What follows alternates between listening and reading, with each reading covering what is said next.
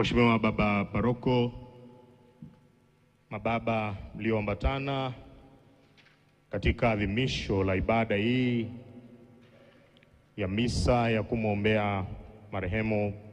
Mheshimiwa Jenista Mhagama, Mheshimiwa Waziri Mkuu wa Jamhuri ya Muungano wa Tanzania, Mheshimiwa Spika wa Bunge, viongozi wetu wa serikali, watoto wa marehemu, familia, waombolezaji, waamini, viongozi wetu wa kamati za amani, dini mbalimbali, tumsifu Yesu Kristo.